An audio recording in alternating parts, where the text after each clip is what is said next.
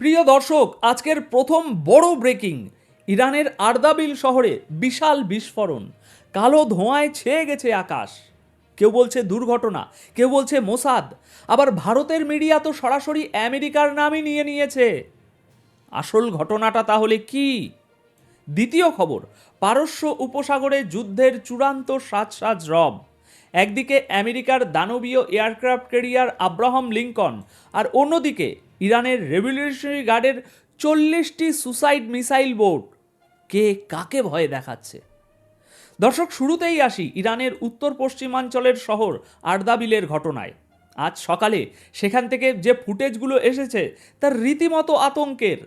একটা তেলের গোডাউনের পাশ থেকে আগুনের শিখা, আর আকাশের বুক চিরে ওঠা এরকম কালো ধোঁয়ার কুণ্ডুলি। স্থানীয়রা বলছেন আগুনের আগে তারা একাধিক বড় বড় বিস্ফোরণের শব্দ শুনেছেন। এখন প্রশ্ন হলো, এটা কি শুধুই একটা দুর্ঘটনা? দেখুন, ইরানে গত কয়েক মাসে এরকম রহস্যময় বিস্ফোরণ একটা রুটিন হয়ে দাঁড়িয়েছে। কখনো নাতাঞ্জ নিউক্লিয়ার প্লান্টে আগুন লাগে, কখনো পারচিনে বিস্ফোরণ হয়, আবার কখনো মিসাইল তৈরির কারখানায় আগুন। ইরান সরকার প্রতিবারই শুরুতে বলে শর্ট সার্কিট, গ্যাস লিক বা গরমের কারণে আগুন লেগেছে। কিন্তু আমরা যারা জিওপলিটিক্স বুঝি তারা জানি রাজনীতিতে ওই কাকতালীয় বলে কিচ্ছুটি হয় না। সোশ্যাল মিডিয়ায় এখন ঝড় বইছে। একদল বলছে এটা ইসরায়েলি গোয়েন্দা সংস্থা মোসাদের কাজ। আপনারা জানেন মোসাদ ইরানের ভিতরে ঢুকে অপারেশন চালাতে কতটা দক্ষ। আবার ভারতের একটি জনপ্রিয় ওয়েব পোর্টাল তো কোনো রাগঢাক না রেখেই দাবি করে বসেছে এটা সরাসরি আমেরিকার মিসাইল অ্যাটাক। এখন আমি যদিও অতদূর যাচ্ছি না, আমি আপনাকে বলছি একটু সাবধান, এখনই কোনো সিদ্ধান্তে লাভ দেবেন না। কারণ যুদ্ধের ময়দানে প্রথম যে জিনিসটা মারা যায় সেটা হলো সত্য। তবে প্যাটার্নটা খেয়াল করুন। আর্দাবিল শহরটা কিন্তু সাধারণ কোনো শহর নয়, এটা আজারবাইজান সীমান্তের খুব কাছে।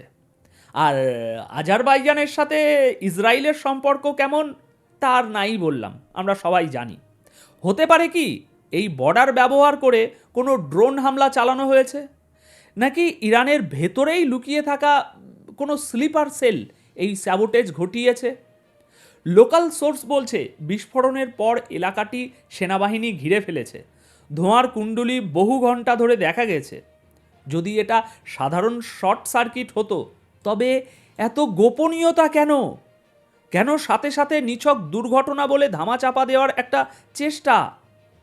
আমার অ্যানালিসিস বলছে ওমানে যখন আমেরিকার সাথে ইরানের মিটিং শেষ হলো ঠিক তার পরেই এই বিস্ফোরণ। কোনো সাধারণ ঘটনা নয়, এটা একটা মেসেজ।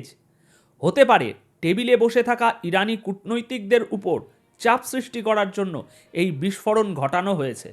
অর্থাৎ তোমরা যদি আমাদের কথা না শোনো তবে তোমাদের ঘরের ভেতরে আগুন লাগাতে আমাদের সময় লাগবে না। আবার দেখুন, উল্টোটাও হতে পারে। কিন্তু ইরান হয়তো নিজেই কোনো গোপন পরীক্ষার সময় এই দুর্ঘটনা নিজেই ঘটিয়েছে এবং এখন সেটাকে লুকানোর চেষ্টা করছে। কিন্তু দিন শেষে ভুক্তভোগী কে? সাধারণ মানুষ, যারা ওই কালো ধোঁয়ার নিচে নিঃশ্বাস নিচ্ছে। এবার আসি দ্বিতীয় এবং সবচেয়ে গরম খবরে। স্থলভাগের আগুন তো দেখলেন, এবার নজর দিন সাগরের দিকে। পারস্য উপসাগর এবং আরব সাগরের জল এখন টকবক টকবক টকবক করে ফুটছে। একদিকে আমেরিকার গর্ব, তাদের শক্তির প্রতীক aircraft carrier USS Abraham Lincoln. এটা শুধু একটা জাহাজ নয়, আমি বারবার বলেছি এটা একটা ভাসমান বিমান ঘাঁটি। এর ডেকের উপর F-35, F-18 সুপার হর্নেটের মতো ঘাতক সব ফাইটার জেটগুলো সবসময় প্রস্তুত। আমেরিকা আজ অফিসিয়ালি বলেছে তাদের এই উপস্থিতির উদ্দেশ্য পিস থ্রোথ স্ট্রেংথ, অর্থাৎ শক্তির মাধ্যমে শান্তি। শুনতে খুব আশ্চর্য লাগছে, তাই না? শান্তির পায়রা ওড়াতে তারা যুদ্ধ জাহাজ নিয়ে এসেছে ভাই। কিন্তু আসল ঘটনা হলো আমেরিকার সেন্ট্রাল কমান্ড কাল রাতে 12টার দিকে এই কেরিয়ারের ছবি রিলিজ করেছে। মাঝরাতে এরকম ছবি রিলিজ করার মানে কি? এর মানে হলো তারা ইরানকে বলছে আমরা জেগে আছি, আমাদের চোখ তোমাদের উপর। এখন ইরান কি চুপ করে বসে আছে? সে তো একদমই না। ইরান খুব ভালো করে জানে আমেরিকার এই বিশাল এয়ারক্রাফট ক্যারিয়ারের সাথে সরাসরি সম্মুখ যুদ্ধে জড়ানো বোকামি, তাই তারা খেলছে ভিন্ন কৌশল। খবর পাওয়া যাচ্ছে ইরানের রেভলিউশনারি গার্ড কর্পস আইআরজিসির নেভি হরমুজ প্রণালীতে তাদের 40টি ফাস্ট অ্যাটাক ক্রাফট বা স্পিড বোট নামিয়ে দিয়েছে। এগুলো ছোট কিন্তু অত্যন্ত দ্রুত গতির এবং এগুলোতে লাগানো আছে বিধ্বংসী অ্যান্টিশিপ মিসাইল। ব্যাপারটা একটু ভাবুন, একদিকে বিশাল একটা হাতি আর অন্যদিকে ঝাঁকে ঝাঁকে বিষাক্ত মশা। আমেরিকার ভয়টা এখানেই, এই ছোট ছোট বোটগুলো র্যাডারে সহজে ধরা পড়ে না, কিন্তু একযোগে হামলা করলে এরা বড় বড় জাহাজের 12টা বাজিয়ে দিতে পারে। এটাকে ইরান অফিসিয়ালি বলছে আমরা সাগরের নিরাপত্তা নিশ্চিত করছি, কিন্তু তাদের অঘোষিত মেসেজটা খুব পরিষ্কার, যদি আমাদের উপরে হামলা হয় তবে হরমুজ প্রণালী দিয়ে এক ফোঁটা তেলও দুনিয়ার কোথাও যাবে না। দর্শক, এখানে এই টাইমিংটা একটু দেখুন। ওমানে যখন কফি খাওয়া শেষ, সাগরে তখন মিসাইল তাক করা শুরু। ডিপ্লোম্যাসি এবং থ্রেট দুটোই এখন একেবারে প্যারালাল সমান্তরাল লাইনে চলছে। আমার প্রশ্ন হলো, এটা কি শুধুই প্রেশার গেম, নাকি সত্যি আমরা এমন এক পরিস্থিতির দিকে যাচ্ছি যেখানে একজন নাবিকের সামান্য একটু ভুল, একটা ভুল মিসাইল ফায়ার পুরো অঞ্চলকে তৃতীয় বিশ্বযুদ্ধের দিকে ঠেলে দিতে পারে? দেখুন, ইতিহাস সাক্ষী আছে বড় বড় যুদ্ধগুলো কিন্তু অনেক সময় এরকমই ছোটোখাটো ভুল বোঝাবুঝি থেকেই শুরু হয়েছে। দর্শক, যুদ্ধের প্রস্তুতি শুধু বর্ডার বা সাগরে হয় না, যুদ্ধের আসল প্রস্তুতি শুরু হয় দেশের ভেতর। আর এখানেই আমাদের তৃতীয় খবরটি অত্যন্ত গুরুত্বপূর্ণ। আমেরিকার পররাষ্ট্র মন্ত্রণালয় বা স্টেট ডিপার্টমেন্ট তাদের নাগরিকদের জন্য একটি জরুরি অ্যালার্ট জারি করেছে। তারা বলছে ইরানে ইন্টারনেট শাটডাউন হতে পারে, রাস্তাঘাট ব্লক হতে পারে, পাবলিক ট্রান্সপোর্ট বন্ধ হতে পারে, এমনকি ফ্লাইট বাতিল হওয়ার জন্যও প্রস্তুত থাকতে বলা হয়েছে। আমেরিকান সিটিজেনদের বলা হচ্ছে সবসময় অল্টারনেটিভ কমিউনিকেশন সিস্টেম বা স্যাটেলাইট ফোন সাথে রাখুন, আর যদি পারেন স্থলপথে আর্মেনিয়া বা তুরস্ক হয়ে পালান। সিরিয়াসলি বলুন তো, একটা দেশ কখন নিজের ইন্টারনেট স্লো করে দেয়, কখন মোবাইল নেটওয়ার্ক জ্যাম করে দেয়? এর দুটো কারণ হতে পারে। এক, সরকার বিরোধী বড় কোনো আন্দোলন দানা বাঁধছে আবার, যা তারা মিডিয়াতে আসতে দিতে চায় না। দুই, অথবা সেনাবাহিনী বড় কোনো মুভমেন্ট করছে যা তারা স্যাটেলাইট বা স্পাইদের চোখ থেকে লুকাতে চায়। ইরানের মিনিস্ট্রি অফ ইন্টেলিজেন্সের একটি এক্স হ্যান্ডেল থেকেও কিন্তু এই একই ধরনের ইঙ্গিত পাওয়া যাচ্ছে যে তারা মোবাইল ও ল্যান্ডলাইন যে নেটওয়ার্ক তার উপরে নিয়ন্ত্রণ আরও কঠোর করছে। একে বলা হয় কমিউনিকেশন ব্ল্যাকআউট। সামরিক ভাষায় যখন কোনো দেশ যুদ্ধের চূড়ান্ত প্রস্তুতি নেয় তখন তারা অপারেশনাল সিকিউরিটি বজায় রাখার জন্য সাধারণ মানুষের যোগাযোগ ব্যবস্থা এরকমভাবেই বিচ্ছিন্ন করে দেয় যাতে কোনো তথ্য লিক না হয়। তাহলে কি ইরান আমেরিকার কোনো হামলার আশঙ্কা করছে, নাকি তারা নিজেরাই বড় কোনো অ্যাটাকের প্ল্যান করছে এবং তার আগে নিজেদের ঘর গুছিয়ে নিচ্ছে? এই যে ফ্লাইট ক্যান্সেল হচ্ছে, রাস্তা বন্ধ করা হচ্ছে, এগুলো কোনো ভালো লক্ষণ নয় দর্শক।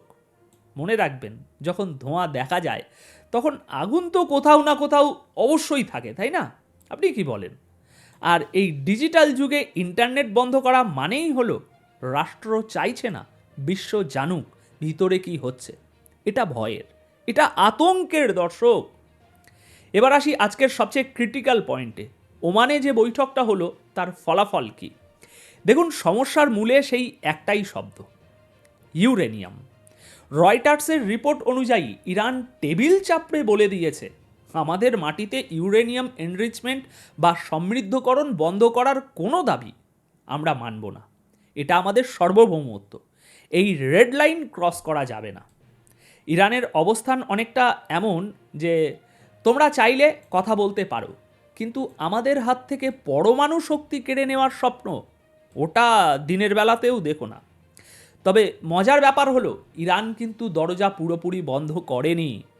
তারা বলছে ঠিক আছে, আমরা এনরিচমেন্ট বন্ধ করব না, কিন্তু কত শতাংশ এনরিচমেন্ট করব বা এর পিওরিটি লেভেল কি হবে সেটা নিয়ে আমরা দরাদরি করতে পারি। এমনকি একটা আঞ্চলিক তদারকি কমিটি গঠনের প্রস্তাবও টেবিলে আছে। এর মানে কি? এর মানে হলো ইরান সময় কিনছে। তারা আমেরিকাকে দেখাচ্ছে যে তারা নমনীয়, কিন্তু আসলে তারা তাদের মূল লক্ষ্য থেকে এক চুলও সরছে না। আর আমেরিকা, তারা কি বোকা? একদমই না। বৈঠক শেষ হতে না হতেই আমেরিকা তাদের আসল রূপ দেখালো। একদিকে আলোচনার নাটক, আর অন্যদিকে ওমান থেকে বের হয়েই আমেরিকা ইরানের তেলের উপর নতুন নিষেধাজ্ঞা চাপিয়ে দিল। এবার তারা টার্গেট করেছে ইরানের 14টি তেলবাহী জাহাজকে। একে বলা হয় ইরানের ঘোস্ট ফ্লিট, যারা লুকিয়ে লুকিয়ে তেল বিক্রি করে ইরানের অর্থনীতিকে এতদিন ধরে বাঁচিয়ে রেখেছে। আমেরিকার লজিক খুব সিম্পল, কথাও বলবো আবার গলাও টিপে ধরবো, অর্থাৎ ভালো ব্যবহারও করব আবার লাঠি দিয়ে পেটাও দেব। এখন দেখার বিষয় হলো ইরান এই নতুন আঘাতকে কিভাবে নেয়। তারা কি এটাকে আলোচনার চাপ হিসাবে দেখবে, নাকি তারা ভাববে যে আমেরিকা আসলে কোনো ডিল চায় না, তারা শুধু ইরানকে ভাতে মারতে চায়, ভাঙতে চায় দেশটাকে। যদি ইরান মনে করে যে পিঠ দেওয়ালে ঠেকে গেছে, তবে তারা তাদের পারমাণবিক কর্মসূচিকে ব্রেকআউট স্টেজে নিয়ে যেতে পারে, অর্থাৎ বোমা বানানোর জন্য প্রয়োজনীয় ইউরেনিয়াম প্রস্তুত করা শুরু করতে পারে। আর যেদিন সেটা হবে, সেদিন আব্রাহাম লিঙ্কন আর সাগরে ঘুরে বেড়াবে না, সেদিন মিসাইলগুলো আর সাইলোতে থাকবে না। দর্শক, আজকের এই পুরো আলোচনাকে যদি এক লাইনে সামারি করি, তাহলে পরিস্থিতিটা দাঁড়ায় এরকম। আমরা এমন এক সময়ের মধ্যে দিয়ে যাচ্ছি যেখানে শান্তি আলোচনার টেবিলের ঠিক নিচেই টাইম বোমার টিকটক টিকটক শব্দ শোনা যাচ্ছে। আর্দাবিলের আগুন, সাগরে মিসাইল বোটের মহড়া, ইন্টারনেটের উপর নিষেধাজ্ঞা, আর ওমানের টেবিলে কূটনৈতিক চাল, সব কিছুই একটা সুতোতেই গাঁথা। আমার ব্যক্তিগত মতামত যদি জানতে চান, আমি মনে করি আমেরিকা বা ইরান কেউই এখন ফুল স্কেল যুদ্ধ চায় না, কিন্তু বারুদের স্তূপের উপর বসে দেশলাই নিয়ে খেলা করলে ইচ্ছে না থাকলেও আগুন জ্বলে ওঠে। আর সেই আগুন যখন জ্বলে, তখন কে ঠিক আর কে ভুল সেটা বিচার করার মতো ভাই কেউ বেঁচে থাকে না। এখন আপনাদের কি মনে হয়, আর্দাবিলের এই বিস্ফোরণ কি সত্যি দুর্ঘটনা, নাকি এটা একটা গোপন হামলা? কমেন্ট বক্সে আপনাদের মতামত জানান। ভিডিওটি ভালো লাগলে লাইক দিন, বন্ধুদের সাথে শেয়ার করে তাদেরও সত্যটা জানার সুযোগ করে দিন। দেখা হবে পরের ভিডিওতে আরও গভীর কোনো বিশ্লেষণ নিয়ে। ততক্ষণ পর্যন্ত চোখ রাখুন আমাদের চ্যানেলে। ধন্যবাদ আপনাদের সকলকে।